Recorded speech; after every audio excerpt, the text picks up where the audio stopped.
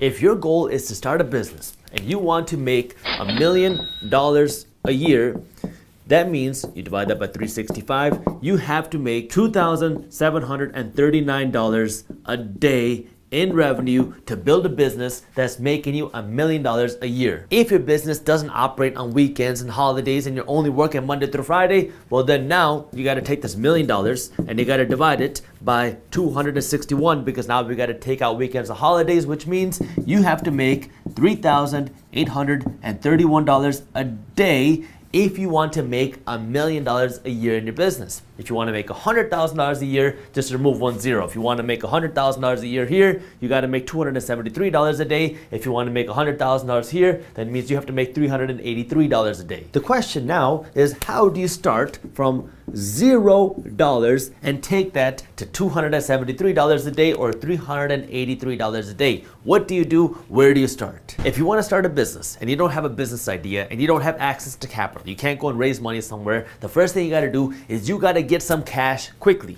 And the easiest way to do that, if you don't have a lot of money to start, is by using your services. Go out and start detailing people's cars. Go out and start mowing people's lawns. Go out and start helping people with stuff. This is an easy way for you to go out and start generating some cash. That way you have some cash to invest in your business, even if that means being able to now afford building a website or registering your business or filing whatever licenses you need. If you don't know where to start, just take a look around you in your home. Start by selling some of your clothes or some of your old furniture or some of your old electronics.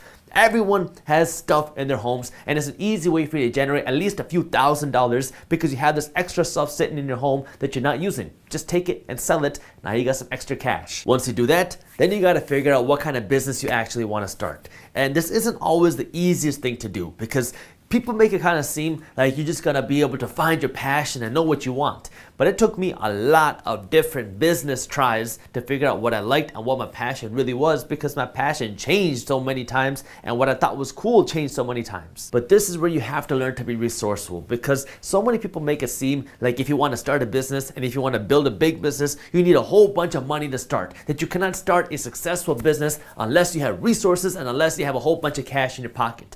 But that's just not true if you have the ability to think and be creative and be resourceful. When I was in high school, I would spend my weekends working at Indian weddings, and I would work with DJs and I would play an instrument called the dhol, which is a native Indian Punjabi drum. And so I would play this drum at weddings and I would make a little bit of money, but I got to know a lot of the DJs.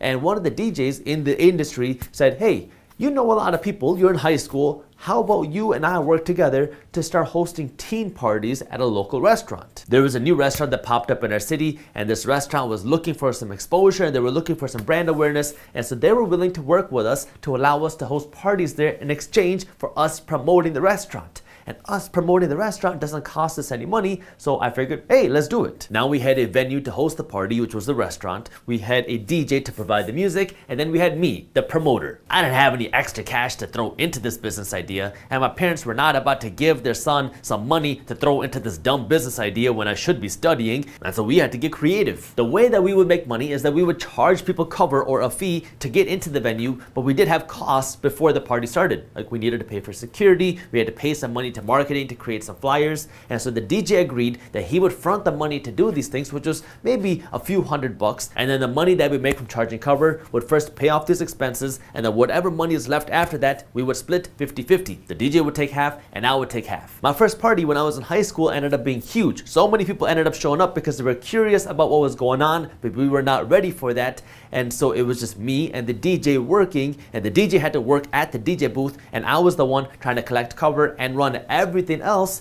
And so because I was running around, a lot of people got into the venue without even paying to get in. By the time we got to the end of the night, everybody had a great time, and now we had some cash to count, and now we're counting the cash, we paid off the expenses, and then we finished counting out all the expenses, and then we were left with a whole $4.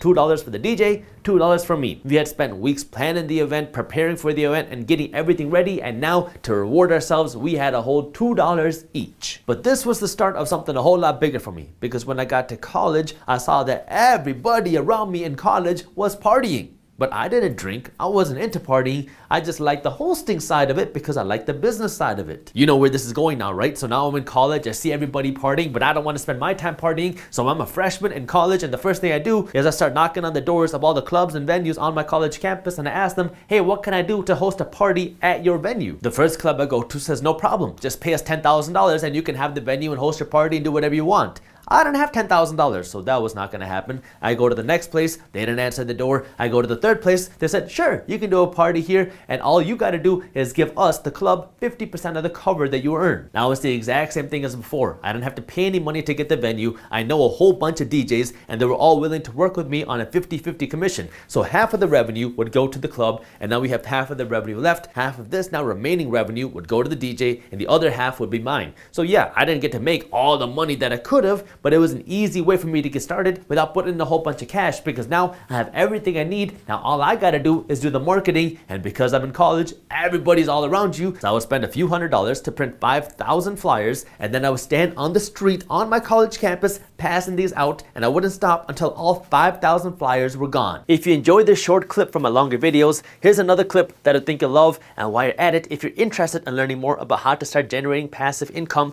our team put together an amazing guide on how to start generating passive income for free. All you gotta do is click that button right over there. Thank you for watching, and as always, keep hustling.